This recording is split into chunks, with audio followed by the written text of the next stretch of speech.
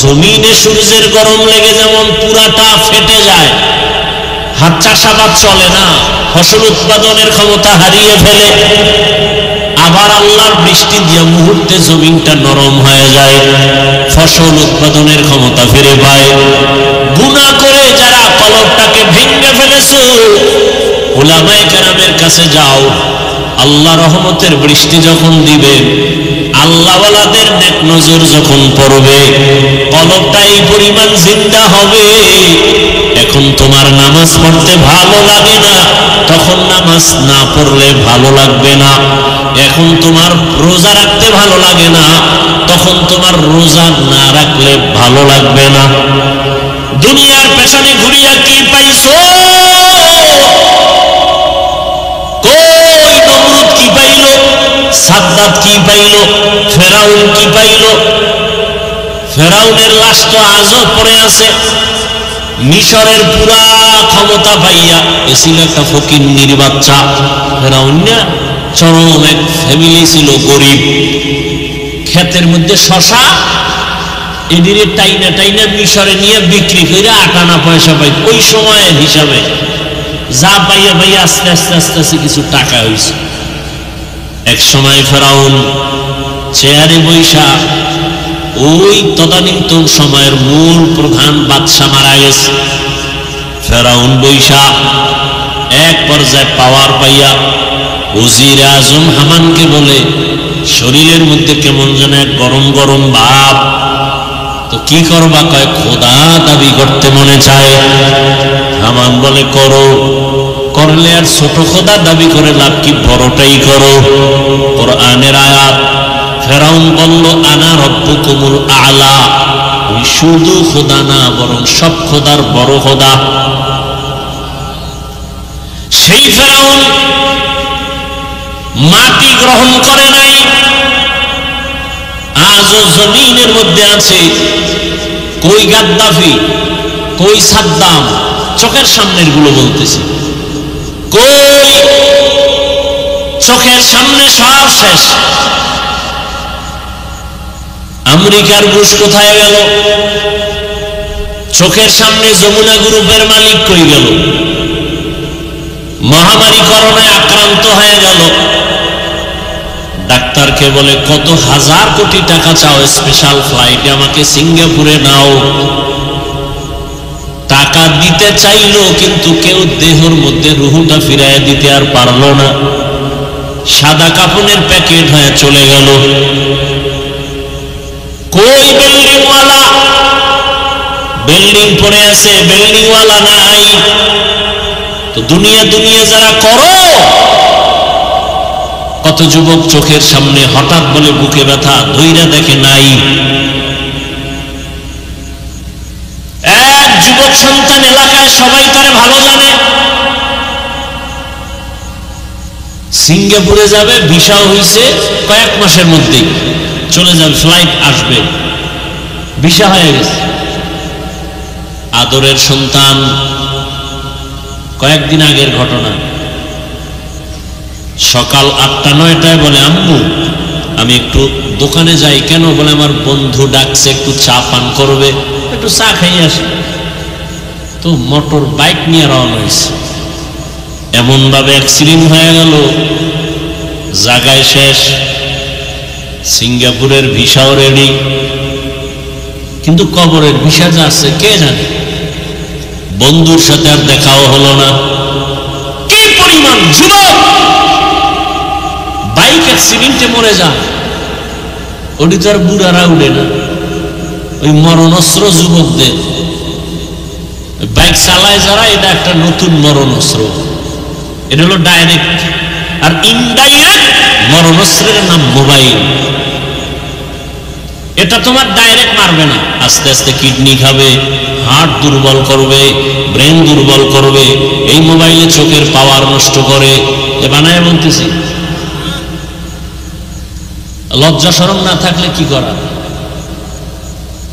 সারা রাত এই মোবাইলটা নিয়ে যারা চোখের জেনা করে, কানের জেনা, হাতের জেনা, জবানের জেনা, অন্তরের জেনা করে, সারা রাত এরে কি বয়ান দিলে বুঝে আসবে, বুঝে আসে না। ওই যে শুরুতেই বলছিলাম বুঝ নাই, যেদিন বুঝ আসবে তখন আফসোস করলেও লাভ হবে না।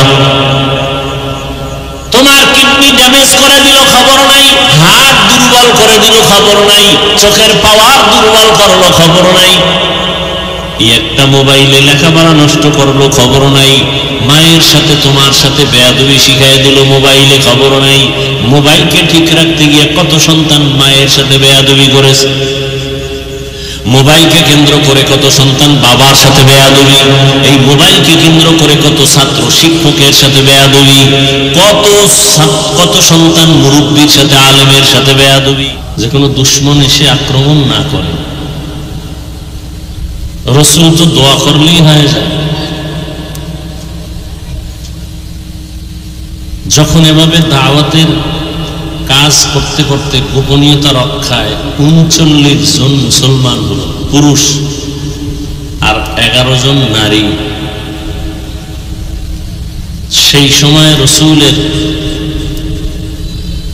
জীবনকে শেষ করে দেওয়ার জন্য ২৭ বছরের একটা যুবক তরবারি হাতে নিয়ে রওয়ানা দিয়েছে, নবীজিকে দুনিয়ার থেকে বিদায় করে দিল।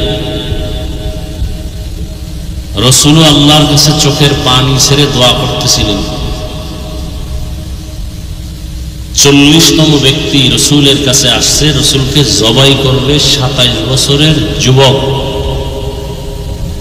নবীজির কাছে এসে রসুলের জীবন নষ্ট করা তো দূরের কথা, সে তরবারি ফেলে রসুলের হাতে কালেমা পড়ে এরপরে ইসলামের জন্য আবার হুঙ্কার দিলেন, এমন ভাবে যে আর গোপনে দাওয়াত চলবে না, দাওয়াত এখন প্রকাশ্যে চলবে।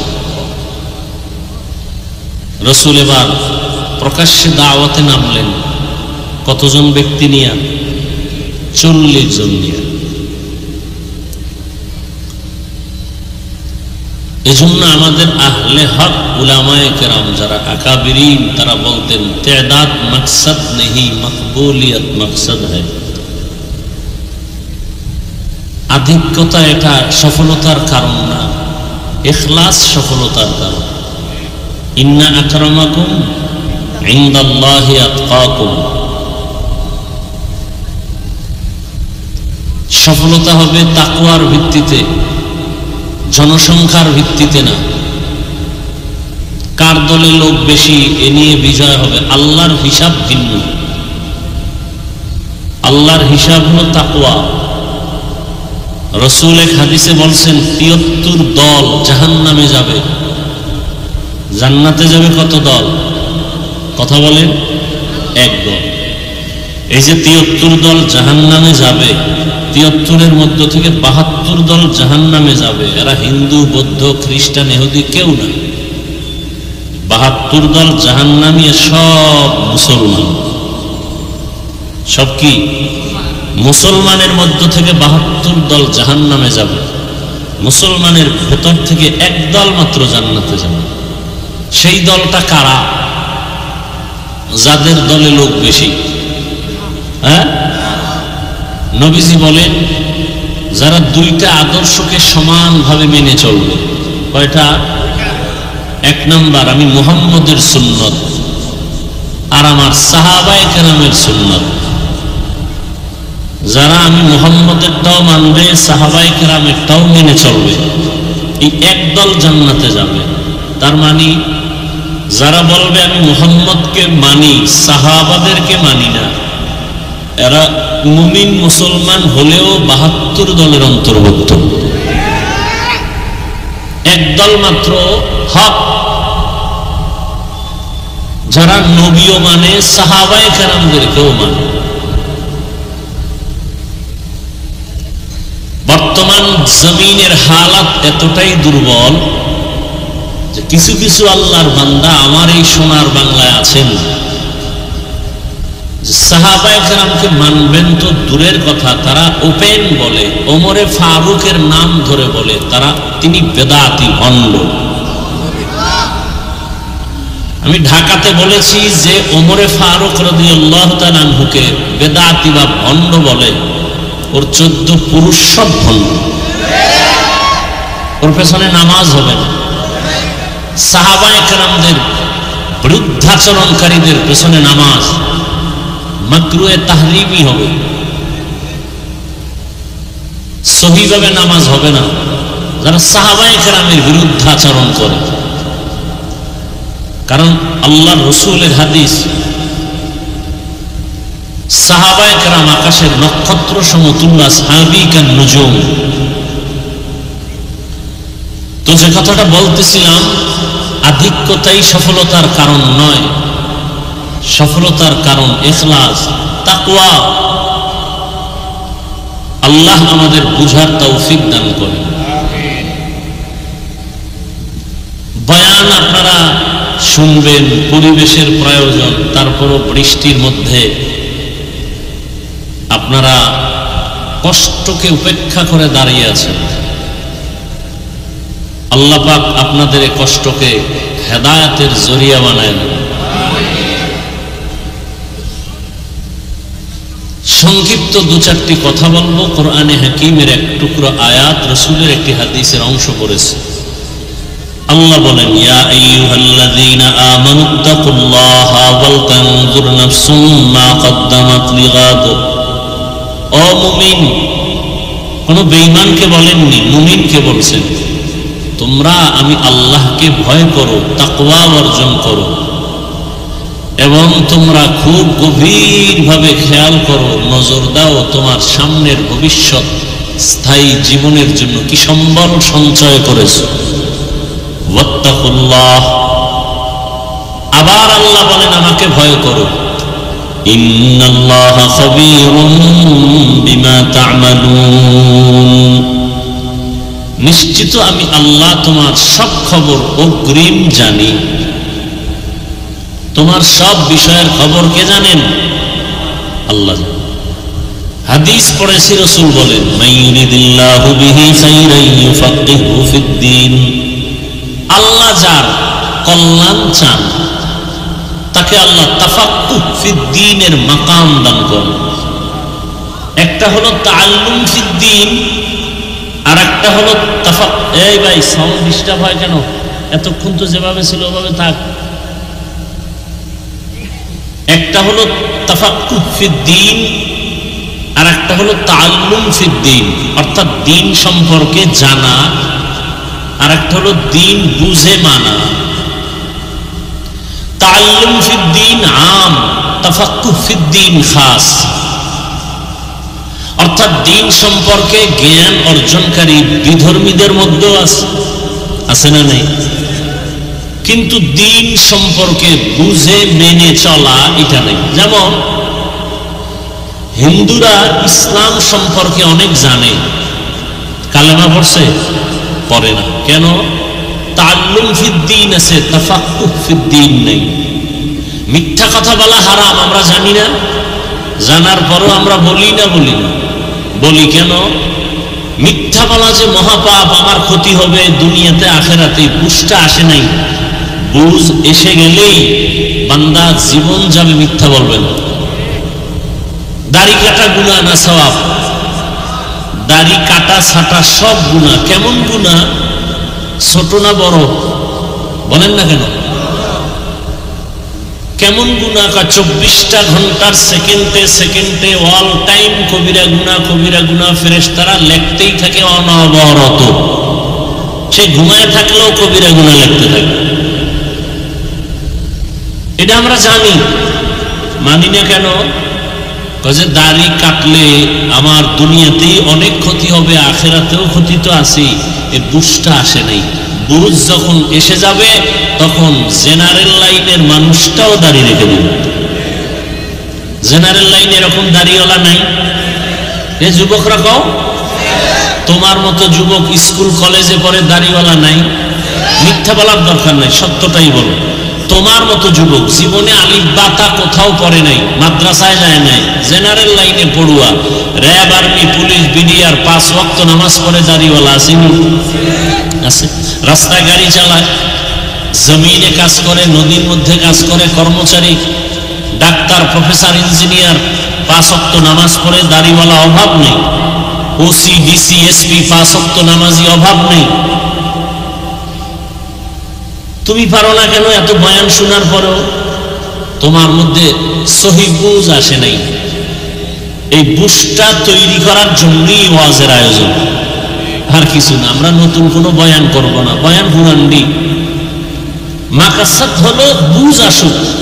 বুঝটা এসে গেলেই আজকে নামাজ পড়তে ভালো লাগে না, বুঝ আসলে নামাজ ছাড়তে ভালো লাগবে না।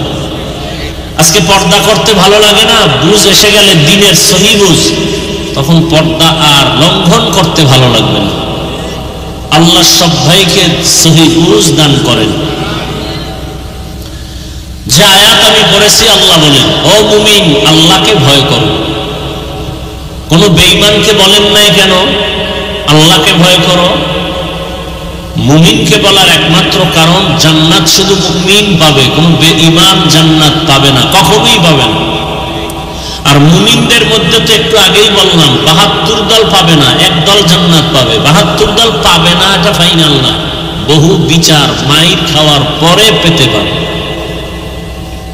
মুমিন জান্নাত পাবে যদি 72 দলেও থাকে, বিচার হওয়ার পরে।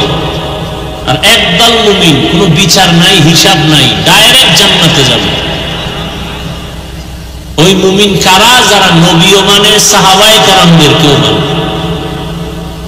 কারণ কেউ যদি কোরআন বুঝতে চায়, তাকে অবশ্যই হাদিস অধ্যয়ন না করতে হবে। হাদিস ছাড়া কোরআন বুঝতে পারবে? পরিপূর্ণ হাদিস যদি বুঝতে চায়, তাহলে তাকে তৃতীয় আরেকটা বিষয় তাকে খুব ভেতরে তার অর্জন করতে হবে, সেটা ইজমায়ে সাহাবা, সাহাবায়ে কেরামের ঐক্যমত সম্পর্কে তার জ্ঞান অর্জন করতে হবে। সাহাবায়ে কেরাম ছাড়া হাদিস বুঝবে না, হাদিস ছাড়া কোরআন বুঝবে না। সাহাবায়ে কেরামের ইজমায়েও গিয়া অনেকটা বিপাকে পড়তে হবে। সমাধানের জন্য চতুর্থ স্তম্ভ মুজতাহিদ ইমামগণের কিয়াস। অনেক মাসআলার সমাধান মুজতাহিদ ইমাম ছাড়া সমাধান করতে পারবে না। ইমাম বুখারী মুহাম্মদ ইবনে ইসমাঈল রাহমাতুল্লাহ আলাইহি, তিনি একজন মুজতাহিদ ইমাম। ইমাম আহমদ বিন হাম্বল রাহমাতুল্লাহ আলাইহি, তিনি একজন মুজতাহিদ ইমাম। ইমাম শাফিঈ রাহমাতুল্লাহ আলাইহি, তিনি একজন মুজতাহিদ ইমাম। ইমামে আজম আবু হানিফা রাহমাতুল্লাহ আলাইহি, তিনি একজন মুজতাহিদ ইমাম। এদেরকে মানতে হবে। সর্বশেষ কথা, আপনাকে কোরআন আর হাদিস বুঝতে হলে বর্তমান দুনিয়াতে 100 নয়, ওভার 100 উলামায়ে কেরামকে মানতে হবে। যে বলবে আমরা উলামায়ে কেরাম মানি না, আল্লাহর জাত ও সিফাতের কসম, সে কোনোদিন হাদিস কোরআন মানতে পারবে না, কখনোই সম্ভব। অতএব তার ফলাফলটা কি? আমি সারা দেশে বলি ফলাফল এই, যারা বলে আমরা উলামা মানি না, ওলিয়া উলিয়া মানি না, তারা নিশ্চিত ভণ্ড, বাতিল। এদেরকে যারা বাতিল বলে না, তারাও বাতিল। এলো ফলাফল। এখন এগুলো অনেকে বুঝবে না কেন? দিনের সহি বুঝ নেই। এজন্য বারবার বলা হয় আল্লাহ সহি বুঝ দান করেন। দিনের সহি বুঝ, ইউফাক্কিহু ফিদ্দীন, দিন সম্পর্কে আল্লাহ পাক এমন বুঝ দান করেন যেটা যুক্তি তর্ক ছাড়া মেনে না, আল্লাহ বলছেন মেনে নিলাম। আজকে বুঝ না আসার কারণে মহিলা, অল্প জ্ঞানের মানুষ, তারাও কোরআনের ভুল ধরার চিন্তা নিয়ে মাঠে নামছে। কি বলে? নারীদের উপরে আল্লাহর পক্ষ থেকে ইনসাফ হয় নাই। এ কথা বলে এক তাসনিমা জমিন থেকে অন্যদিকে চলে গেল। আর বর্তমান হালাত বড় করুন। আপনারা তো স্লোগান দিচ্ছেন দেশ স্বাধীন হয়েছে, না? দেশ স্বাধীন হয়েছে, স্লোগান দিয়েছে দেশ স্বাধীন। স্বাধীন হওয়ার পর থেকে এ পর্যন্ত আন্দোলন তো কমতেছে না। কি স্বাধীন করলেন? এতদিন নারীরা শুধু দাবি জানাইছে মৌখিক, আজকে তারা মাঠে নামছে, মিছিল করতেছে। আমাদের দেশের তৃতীয় লিঙ্গের হিজড়ারা, ভিন্ন নারীরা সব এক ময়দানে আছে। কে যেন তাদেরকে ইঙ্গিত করেছে, মাঠে নামো, আন্দোলন চালাও, দাবি পূরণের 95% রেডি হয়ে যাবে। ইশারা না পেয়ে নামছে। কথা বলেন না কেন?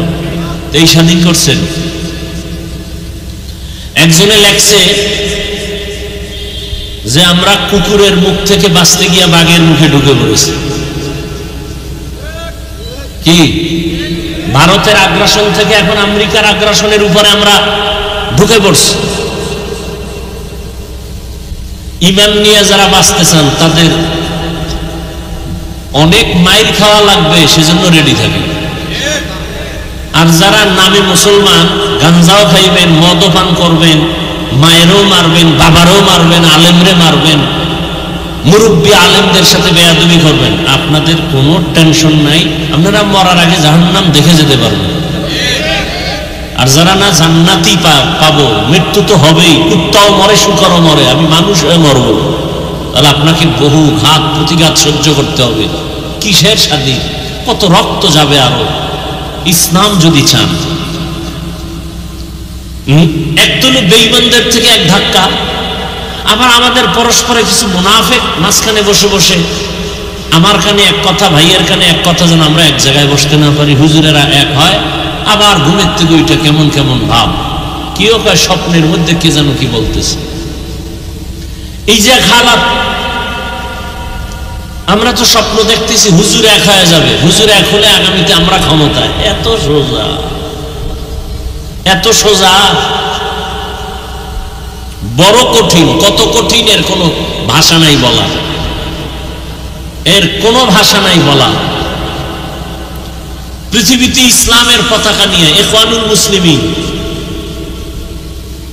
ক্ষমতায় আসছে, টিকতে পারে না।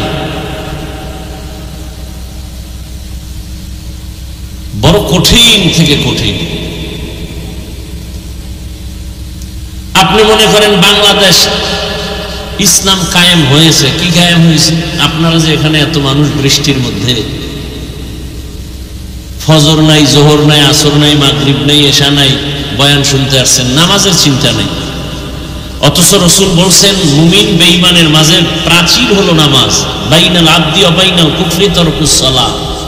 যে মুমিন সে নামাজ পড়ে, যে বেঈমান সে নামাজ পড়ে না। এগুলো আমাদের ঈমানের হালাত। আল্লাহ হেদায়েত দান করুন।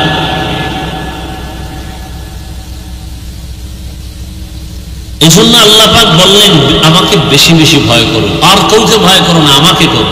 আজকে যদি আমরা আল্লাহকে ভয় করি, নাস্তিক বেঈমান সব আমাদেরকে ভয় করে।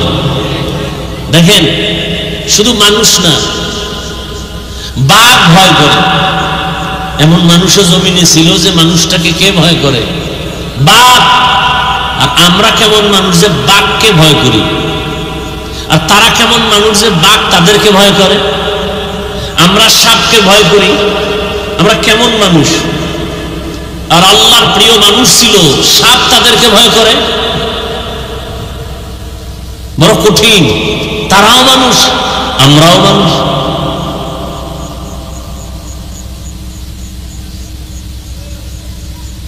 এগুলো আসছে শুধু আল্লাহর ভয় অন্তরে আসার কারণে। আল্লাহর ভয়ের নাম তাকওয়া। এটার দাম কত? রাসূলের কোনো গুনাহ নাই, সেই রাসূলকে আল্লাহ বলেন নবী আপনি আমাকে ভয় করেন। ইয়া আইয়ুহান নাবিয়্যু তাকিল্লাহ ওয়া লা তুতি'ল কাফিরিন ওয়াল মুনাফিকিন। হে নবী আমি আল্লাহকে আপনি ভয় করেন, কাফের মুনাফিকের অনুসরণ করবেন না। নবীকে আল্লাহ বলতেছেন ভয় করার জন্য। এখন আমি যদি আপনাদের জিজ্ঞাসা করি আপনারা কি আল্লাহকে ভয় করেন? আমার থেকে আরো হাই আওয়াজ দিয়ে সবাই বলবে হ্যাঁ আমরা অবশ্যই আল্লাহকে ভয় করি। অথচ এমন মুমিন আছেন আল্লাহকে ভয় করিয়া করে বলেন আল্লাহকে ভয় করি, অথচ সুদের সাথে জড়িত। আল্লাহকে ভয় করেন, মিথ্যা বলেন। আল্লাহকে ভয় করেন, দোকানের মধ্যে লোন ছাড়া ব্যবসা চলে না। আমি 5 বেলার নামাজ পড়ি, আল্লাহকে ভয় করি। আপনি নামাজ বাদ দিয়া বলেন আল্লাহকে ভয় করি।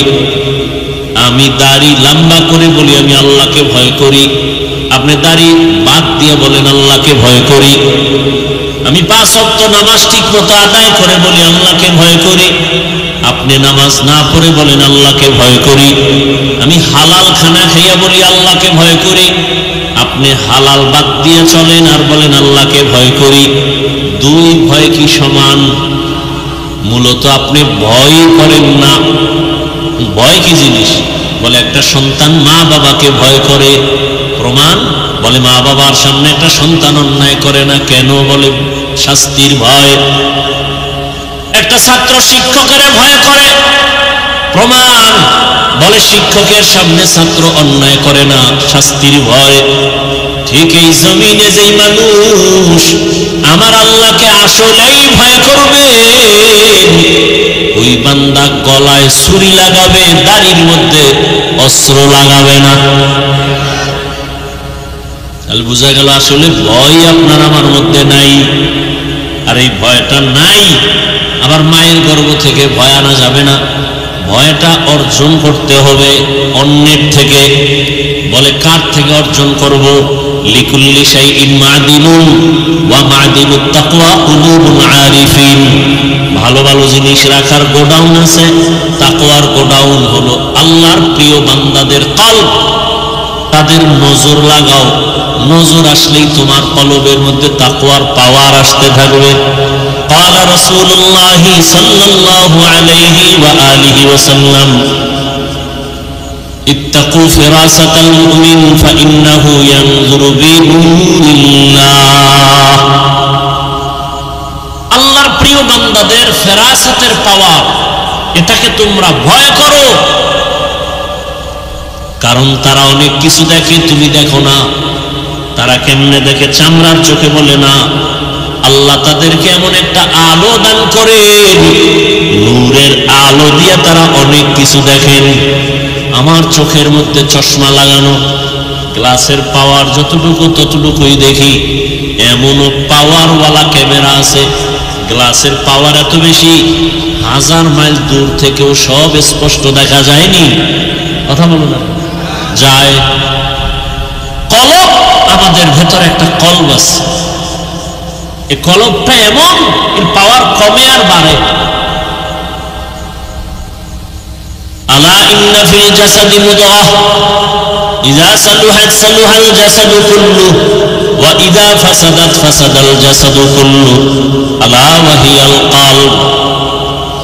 রহমতের নবী বলেন, মানুষের মধ্যে যে কলব আছে তা গোশতের একটা টুকরা। এই টুকরাটা ভালো থাকলে পুরা বডি ভালো, ভেতর বাহির ভালো।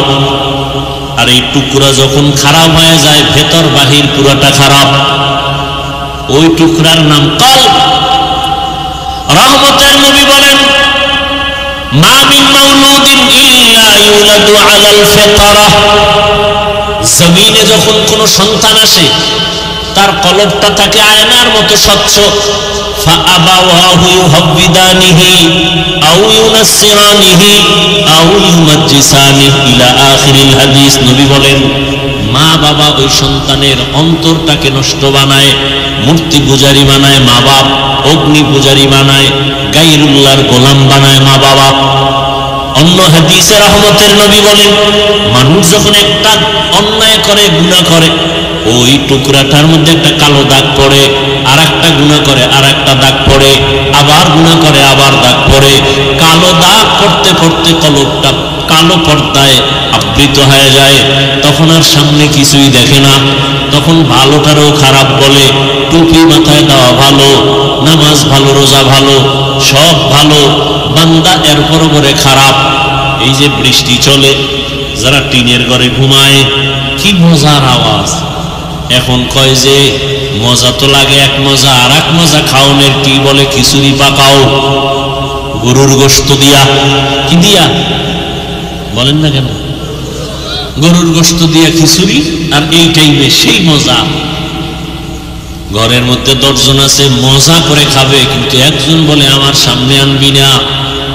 গরুর খিচুড়ি খাবো না, পারলে এক ফোঁটা বিষ দে। খিচুড়ি ঝামেলা না তার ভেতরে ঝামেলা? খিচুড়ি বারবার বলে এটা খারাপ খারাপ, গরুর খিচুড়ি খাওয়া যাবে না। সবাই বলে আমরা মজা করে খাবো, তুমি এটার বদনাম করো কেন? বলে না, খিচুড়ি আসলে ভালো, তোমার পেট খারাপ। কি খারাপ? তাড়াতাড়ি পেটের চিকিৎসা নাও, তোমার সমস্যা হয়ে গেছে। নামাজ ভালো, রোজা ভালো, তাবলীগ ভালো, উলামায়ে কেরাম ভালো, জিকির ভালো, পাগড়ি ভালো না খারাপ? বলেন। যারা বলে তাবলীগ ভালো না, যারা বলে টুপি ভালো না, দাড়ি ভালো না, পাগড়ি ভালো না, জিকির ভালো না, তেলাওয়াত ভালো না, ওয়াজ মাহফিল ভালো না, তাদের কলব খারাপ। কি খারাপ? কলবের চিকিৎসা করো। কলবের চিকিৎসা কেমনে করবা? এই যে বডিটার উপরে কত না ক্রিম মাখি, বারবার আয়না দেখি স্পট আছে কিনা, সুন্দরভাবে পরিচ্ছন্ন করি, কিন্তু এই বডির কোনো দাম নাই।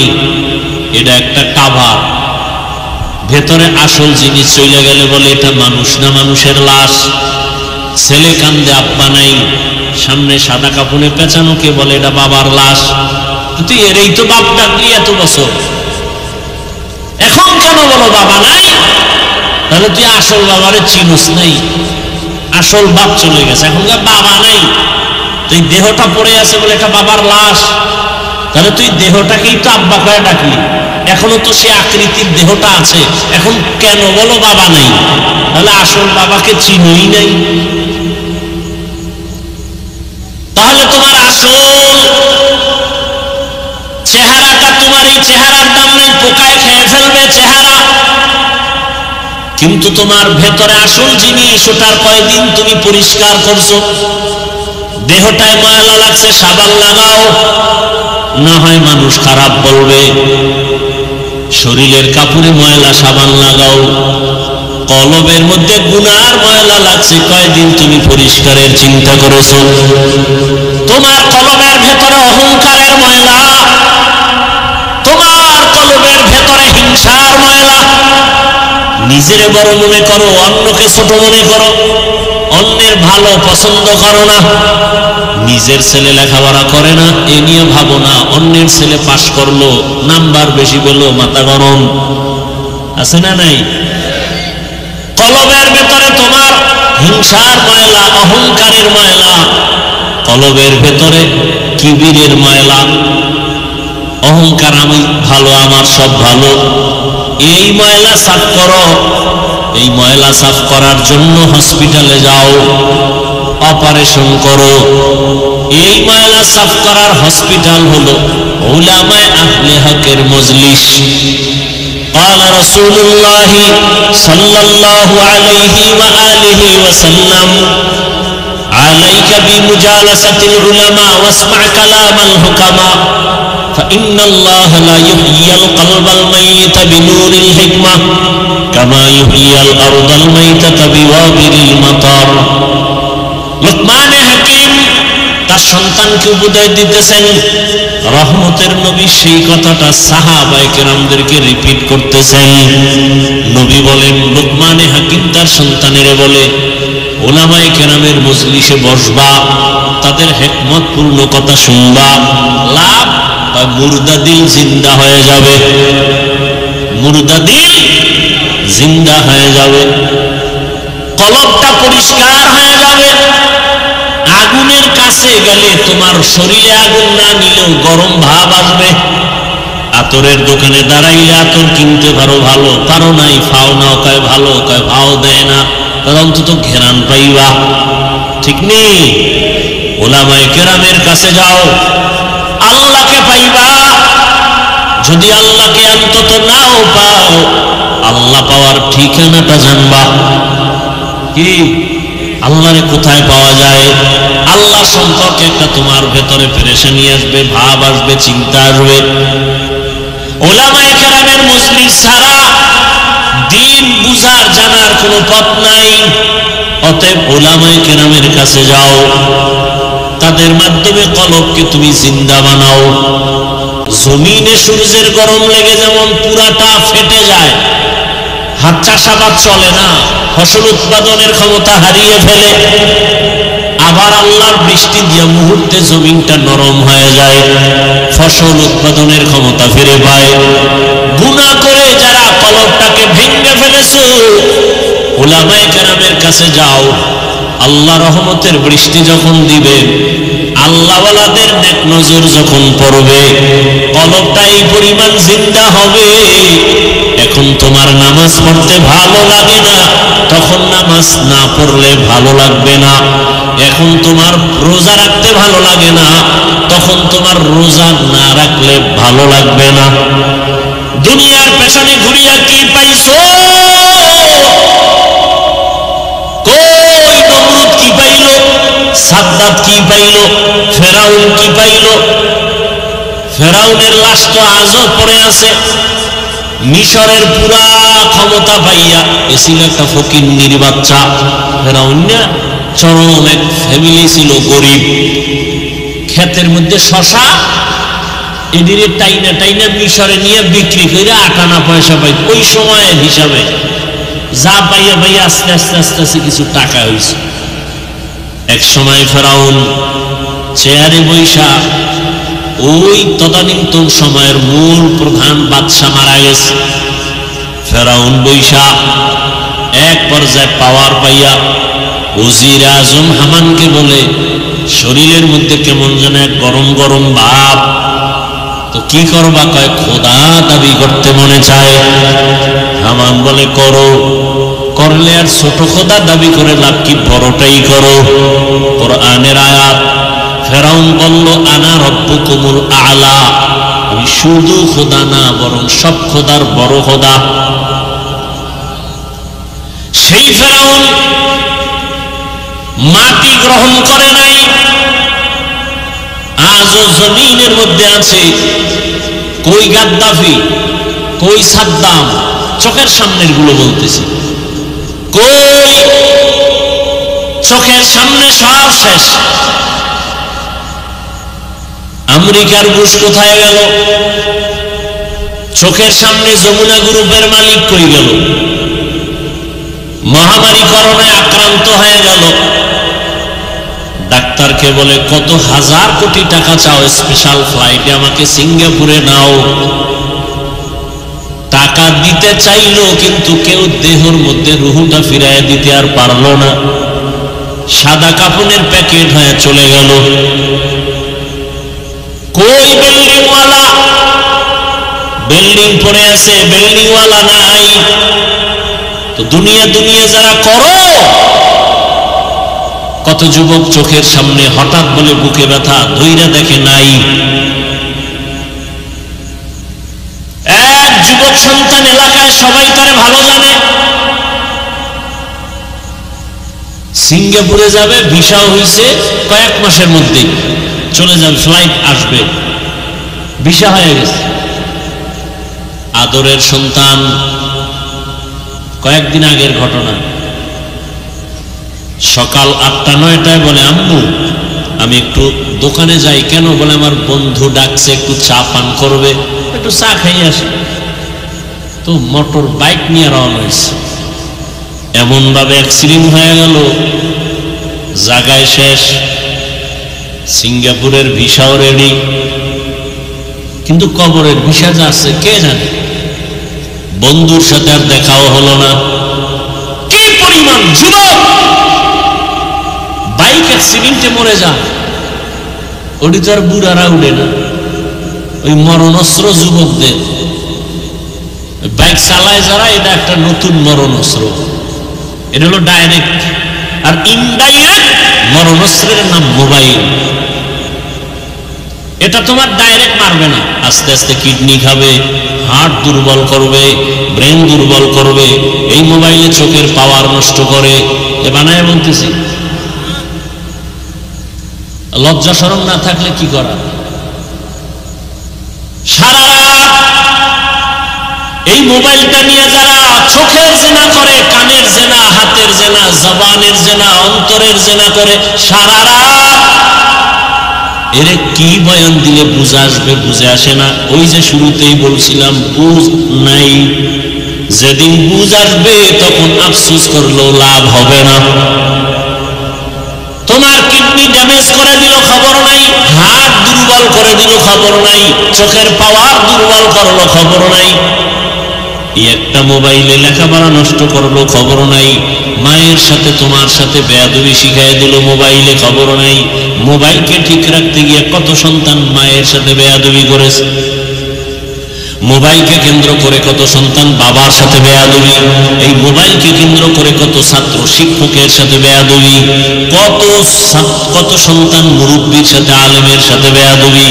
এক মোবাইলের কারণে লেখাপড়া নাই, চরিত্র নাই, শরীর শেষ, জীবন শেষ, যৌবন শেষ। আছে একটা মূর্তির মতো দেহ, রুহটা চলে গেলে দেহটাও শেষ। তাহলে এটা হলো ইনডাইরেক্ট মরণস্ত্র। আর ডাইরেক্ট যুবকের মরণস্ত্রর নাম কি? দাবি দয়া ছাইরা মায়ের বাবার থেকে আগেই ছাড়াই নিস। যারা মোবাইল চালাও 24 ঘন্টা পাগলের মতো, কখন যে হঠাৎ করে স্টপ করে মরে যাবি বলা যায় না। বিদায় নিয়ে আনিস মা বাবার থেকে, আগের থেকে। আর যত মনে চায় আকাম করে আমি কখন চলে যাবি, তোর টিকিট নেই।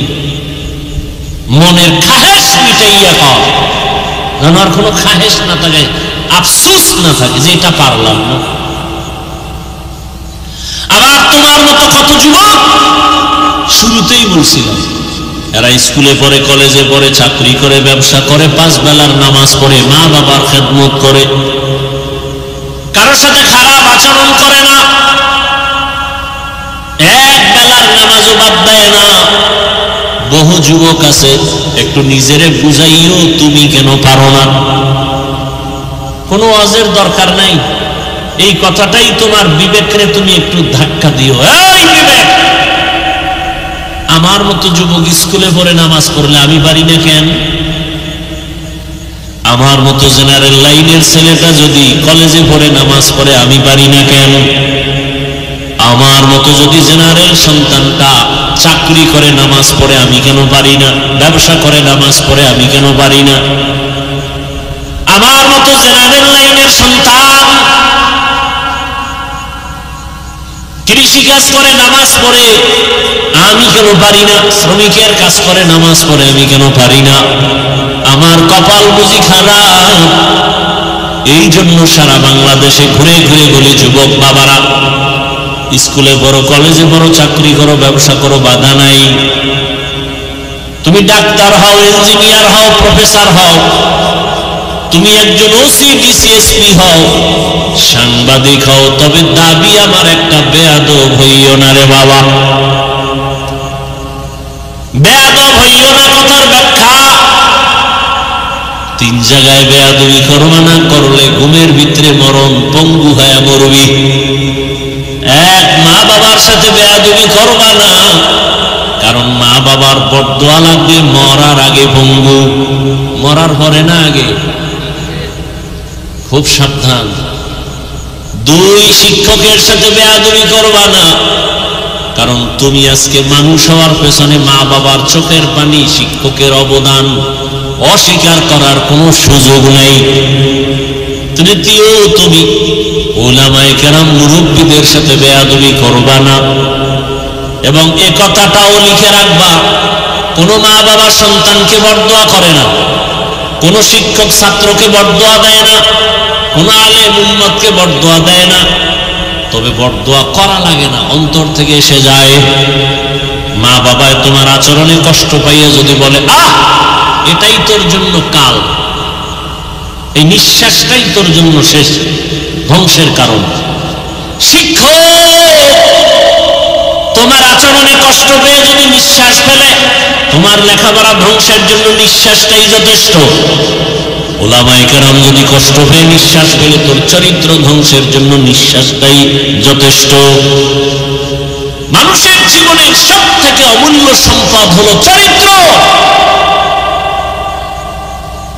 আর একটা অমূল্য সম্পদের নাম সুস্থ জীবন। এই দোনোটা নষ্ট করে মোবাইল। চরিত্র নষ্ট করে মোবাইল, সুস্থতাও নষ্ট করে মোবাইল।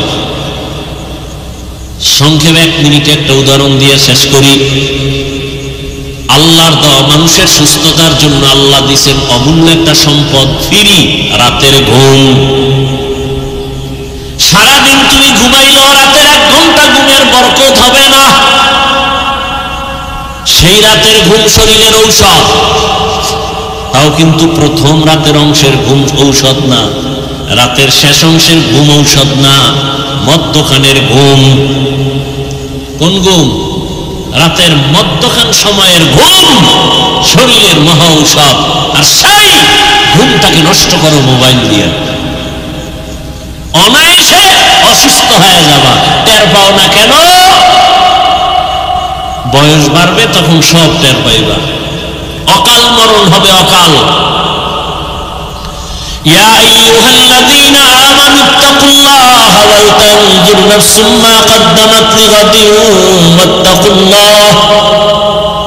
তোমার এই জীবনের কোনো মূল্য নাই, তোমার আসল একটা জীবন আছে, পরকাল জীবন। আজকে কাজী নজরুল, কবি নজরুল নাই, সারা দেশের মানুষ কবি নজরুলের গুণগান গায়নি। কথা বলেন না কেন? কবি নজরুলের কবিতা বলে, তৃপ্তি অর্জন করে, জানে না সে নজরুলের চেহারাটা কেমন, জানে না সে নজরুলের শিক্ষক কারা, জানে না সে নজরুলের বাপমা কারা। মরিয়া গেলেও সে নজরুল সবার হৃদয় আছে অমর হয়ে। কথা ঠিক? তুমি মরলে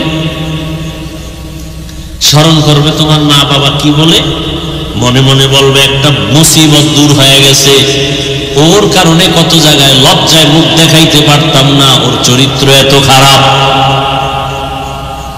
মরিয়াও অমর যদি হতে চাও, এ দুনিয়া ছেড়ে দাও, আখিরাতের সামনের জীবন তুমি অর্জন করো।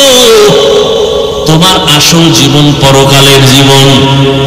এই আমরা যারা দুনিয়া দুনিয়া বাদ দিয়া চেষ্টা করি আখেরাত আখেরাত, এই চিন্তায় নামাজ পড়লাম, দাড়ি রাখলাম, টুপি পরলাম, জিকির করি, তেলাওয়াত করি, পর্দা করি, হালাল খাই, বলতো আমাদের থেকে সম্মান কমে গেছে?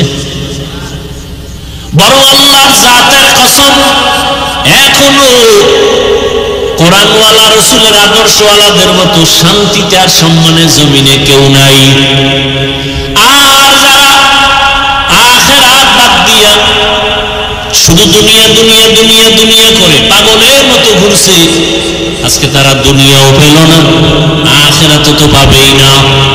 কই দুনিয়া? কিচ্ছু নাই, শেষ।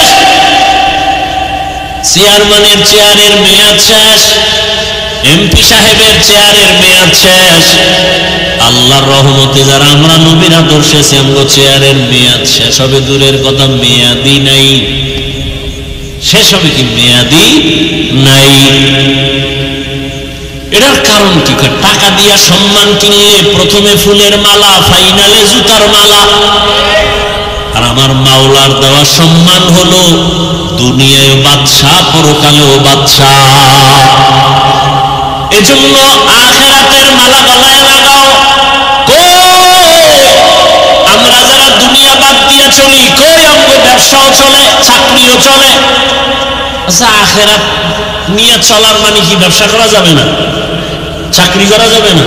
সব যাবে, বাকি আখিরাত বানায় করতে হবে। কি করতে হবে? ও যুবক বাবারা, তোমরা দুনিয়া দুনিয়া করিয়া 3 বেলা খাও, আমরা আখিরাত আখিরাত বলিয়া 1 বেলা খাই। এই মোনাজাত দিয়ে তুমি এক্ষুনি বুঝো, তোমরা দুনিয়া দুনিয়া বইলা কয় বেলা খাও? 1 বেলা। আর আমরা আখিরাত আখিরাত বইলা কয় বেলা খাই? তো তুমি আমার থেকে আগাই লাগবে। তোমরা দুনিয়া দুনিয়া কইয়া রাতে ঘুমাও, আমরা আখিরাত বলিয়া রাতে ঘুমাই। তুমি দুনিয়া দুনিয়া করিয়া আজকে তুমি বান্দা বিভিন্ন দেশে ঘুরো, আমরা আখিরাত আখিরাত বলিয়া আমরা দেশ বিদেশে ঘুরি। তোমরা দুনিয়া দুনিয়া করে চাকরি করো, ব্যবসা করো, বিয়া করো, আমরা আখিরাত আখিরাত করে ব্যবসাও করি, চাকরিও করি, বিয়া শাদিও। তোমাদেরও সন্তান আছে, আমাদেরও আছে, তাহলে তোমরা আগাইলা কোথায়? খানা বন্ধ হয় নাই, ঘুম বন্ধ হয় নাই, চাকরি বন্ধ হয় নাই, হয়তোবা তোমাদের তুলনাঙ্গ 10 তলা বিল্ডিং নাই, টাকার পাহাড় নাই, কিন্তু আমাদের কাছে যে সম্মান আছে এটা তোমাদের কাছে নাই। তাহলে আমরা আখিরাত বলতে গিয়ে তো কই দুনিয়াতে সম্মান কমে নাই, খানা বন্ধ হয় নাই, বরং তোমরা দুনিয়া দুনিয়া করি এক সময় বাড়ি কইরা বাড়ি বেচছো, বাড়ি ধুইয়া পালান লাগছে, ঠিক না? মহামারী করোনায় স্কুল বন্ধ, কলেজ বন্ধ, চাকরি বন্ধ, ব্যবসা বন্ধ। জানছুনি, খবর রাখছুনি যে একটা মাদ্রাসাও এ দেশে বন্ধ হয় নাই, কোন হুজুর না খাইয়া মরে নাই। মাস্ক পড়ছে, ট্রিপল মাস্ক, মরবে না করোনা, কিন্তু এই সময় মানুষ মরে নাই। বাবা মারা গেছে, ছেলেরা কাছে যায় না, করোনা, কিন্তু তাকাইয়া দেখছো ওই সময় আমার দেশের টুপিওয়ালারা শত শত করোনার লাশ হাত দিয়া ধুইরা, গোসল করাইয়া, কাফন পরাইয়া, জানাজা পড়াইয়া কবরে রাখছেন। একজন হুজুরেও করোনাই মরে নাই, আর ট্রিপল মাস্ক ওয়ালারা মরে গেছে। সম্মান আমার আল্লাহর দেওয়া, এটা বড় দামি। এজন্য 1000 বছর আগে রহমতের নবী বলে গেছেন, চ্যালেঞ্জ দিয়ে গেছেন, 2 জিনিস ধরে রাখলে ঈমানও যাবে না, সম্মানও যাবে না। তারাকতু ফীকুম আমরাইন লান তাদিল্লু মা তামাসসাকতুম বিহিমা কিতাবাল্লাহি ওয়া সুন্নাত রাসূলি। 2 জিনিসের, এক হলো কোরআন, দ্বিতীয় হলো রাসূলের সুন্নাত, আদর্শ। ও মুসলমান যুবক বাবা, আমাকে জবাব দাও, নবীজি রেখে যাওয়া আদর্শ এটা মানবে হিন্দুরা, বৌদ্ধরা, খ্রিস্টান? নবীজি রেখে যাওয়া আদর্শ মানবে কারা? কোন দেশের? লন্ডন? কোন দেশ বলেন? সারা দুনিয়ার মুসলমান শুধু এই নাগরপুরের ডাবা না? আপনাদের জন্য আলাদা কিছু না? আপনারা মুসলমান না? কোনটা মানেন না কেন? রসুলের আদর্শ। আচ্ছা, মানলে ক্ষতি হয়? একজনে বলেন হ্যাঁ রসুলের আদর্শ মানলে ক্ষতি। আল্লাহর কসম, আমি এখন নবীর আদর্শ বাদ দিয়ে দেব, আমি বাদ দিব। বলেন দাড়ি রাখলে ক্ষতি হয়? তাহলে আমি দাড়ি কাটবো, এখন কাটবো, কোনো কথা নেই। নামাজ পড়লে ক্ষতি? বরং দাড়ি না রাখলে কি ক্ষতি? 1 নাম্বার, এই লেখা রাখ, ঘরের দরজায় টানায় রাখবি। দাড়ি কাটলে 1 নাম্বার ক্ষতি, যৌবন চলে যাবে। এই দাড়ি কামান্যার প্রবণতা যেদিন বাড়ছে, সেদিন থেকে হারবাল কোম্পানিও বেড়ে গেছে। যৌবন নাই, হারবাল ছাড়া এক উপায় নাই। হাসিও না, খুব হিসাব করে কথা বলতেছি। তো কপাল ফুরলে কি করার, ওই যে বুঝ নেই। 1 নাম্বার শাস্তি, দাড়ি কাটলে কি থাকবে না? 1 নাম্বার শাস্তি। আল্লাহ আমাদের হেদায়েত দান করুন। আরো কত কত এগুলো বলবো না। আল্লাহ যদি হেদায়েত দিয়ে দিব, তো আমার সবাই জান্নাতে নেওয়া তো ফরজ না। দাওয়াত দিলাম, এটা আমার দায়িত্ব। মানবেন কিনা সে দায়িত্ব আপনার, বলবো কিনা সে দায়িত্ব আমার। কেমনে আর বুঝাবো? রসুলের আদর্শ থেকে আরো সুন্দর আদর্শ কারো কাছে আছে? থাকলে বলেন, আমি নবীরটা বাদ দিয়ে তাত্রা নিব। কেউ যদি বলতে পারেন হাফিজ ভাই, নবীজির আদর্শ থেকে আর একটু সুন্দর আদর্শ হলো শেখ মুজিবুর রহমান সাহেবের ভেতরেরটা, নাউজুবিল্লাহ পরে খাও, কি কই এটা হলো? আমি নবীরটা বাদ দিয়া শেখ মুজিবেরটা নিব, খুব খেয়াল করো। কেউ যদি বলতে পারো নাগরপুরের জমিনে দাঁড়াইয়া নবী মুহাম্মদের আদর্শ থেকে একটু ভালো জিয়াউর রহমান সাহেবের আদর্শ, আমি নবীরটা বাদ দিয়া খোদার কসম জিয়াউর রহমানেরটা নিব, সাহস আসেনি বলার মতো? তাহলে শুনে নাও আমার থেকে, জিয়াউর রহমান বুঝি না, শেখ মুজিব বুঝি না, দুনিয়ার সব মানুষের আদর্শ না পাক, একমাত্র রসুলের আদর্শই হলো পাক। দুনিয়ার সব মানুষের বানানো আদর্শ, আব্রাহাম লিঙ্কনের আদর্শ, মাও সেতুনের আদর্শ, লেনিনের আদর্শ, কার্ল মার্ক্সের আদর্শ, সব না পাক। গণতন্ত্র নারী পুরুষ সমান অধিকার, হ্যাঁ সমান অধিকার নারী পুরুষ। কি বুঝাইতে চায়? সহজটা বুঝাইলে তো উল্টাটা বুঝে কি, পুরুষ যেমন 4 বিয়ে করতে পারবে, নারীও 4 স্বামী রাখবে। তাসলিমা নাসরিন বলছিল, আমার পেট আমার শরীরের অংশ, আমার পেটে বাচ্চা নিব যেখান থেকে মনে চায় সেখান থেকে। একজন স্বামী আমাকে বাচ্চা দিবে এটা হতে পারে না। এটা কেমন পেট? আমগো দেশের কুকুর নিয়ে আছে, যেখান থেকে মনে চায় সেখান থেকে বাচ্চা নেয়। এই পেট মানুষের না কুত্তির? এই কুকুরনির পেট। এটা জানোয়ারের পেট হতে পারে, পশুর হতে পারে, মানুষের হতে পারে না। তাসলিমা পশু না মানুষ? মানুষ। কেমন মানুষ? MBBS doctor. কি ডাক্তার? এমবিবিএস ডাক্তার হইয়া কেন এমন পশুত্বের আওয়াজ? একমাত্র কারণ হলো তাফাক্কুহ ফিদ্দীন নাই, দিনের বুঝ নাই। আর দিনের বুঝ না থাকার কারণ হলো কোরআনের আলোর সাথে তার কোনো সম্পর্ক নাই। ঢাকা কলেজের প্রফেসর আহমদ শরীফ, সে বলে আমি মরণ বিশ্বাস করি না, কবর বিশ্বাস করি না। ছেলে মেয়েরে বলে গেল আমি মরলে মানে কবর টবর দিবি না। ঠিকই কপাল খুলে গেছে ফেরাউনের মতো, ওরা কবর টবর হয় নাই। ছেলে মেয়েরা বাবার দেহটাকে হসপিটালে দান করে দিয়েছে, দেহ দান, ওরা কবর হয় নাই। তো কেমন সান কপাল যে মাইয়া বলারা যে একটু যাই কবরের পাশে দাঁড়াবে, কবরও নাই। ও আমার বাবারা, তাহলে পুরো বয়ান মনে রাখতে পারবা না। 2-3টা কথা মনে রাখো। এক, তোমরা দুনিয়া দুনিয়া কইরা কত উপরে গেছো, আর আমরা আখিরাত কইরা কইরা কত নিচে নামছি। হিসাব মিলাবা, এটা হিসাব মিলা একটা লাইনে যাও। নাম্বার 2, তোমার মতো জেনারেল লাইনের মানুষগুলো যদি জেনারেল পথে থাইকা 5 ওয়াক্ত নামাজ পড়ে তুমি পারো না কেন, এটাও তুমি মিলাও। 2, 3 নম্বরে নবীরা বলা নবীর আদর্শ থেকে যদি আরো ভালো আদর্শ থাকে দেখাও, আমরা নিব। কিন্তু আজও পর্যন্ত কেউ প্রমাণ করতে পারে নাই। আজকে যদি নবীর আদর্শ মতে জমিন চলতো, দুনিয়ায় মরার আগে মানুষ বেহেশত দেখা যাইতো। নবীর আদর্শ কত সুন্দর, কাউকে গালি দেওয়া যাবে না, মিথ্যা বলা যাবে না, কারো হক নষ্ট করা যাবে না। নবী কেমন কেমন নবী, কেমন আদর্শের নবী আমার। শুধু মানুষ সামনে আসতেছে কোরবানি, নবীর আদর্শ কেমন? একটা পশু জবাই করতে গিয়া আর একটা পশুর সামনে কইরো না, ওই পশু কষ্ট পাবে। তাহলে পশুর কষ্ট ইসলাম বরদাস্ত করে না, সেখানে মানুষের কষ্ট কেন ইসলাম সমর্থন করবে?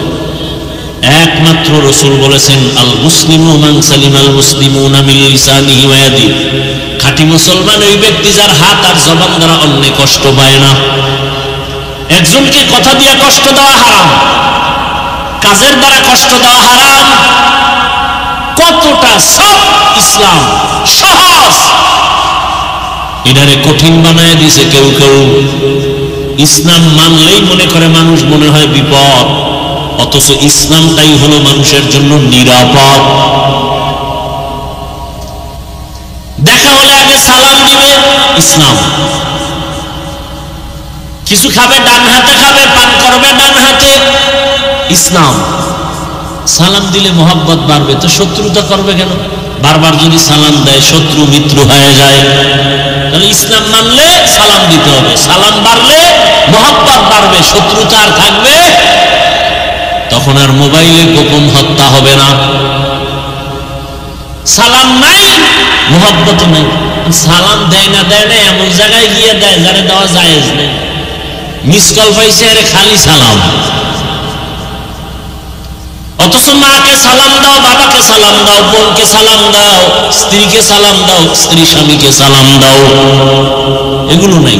বেগানারে সালাম দেয়, বেআই সাহেব বেআইনেরে বারবার সালাম দেয়, বউরে জীবনও সালাম দেয় না।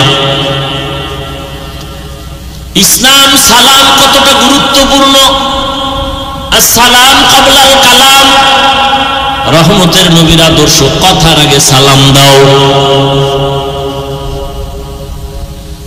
এরে পর্দার আড়ালের আম্মা জানেরা, বোনেরা,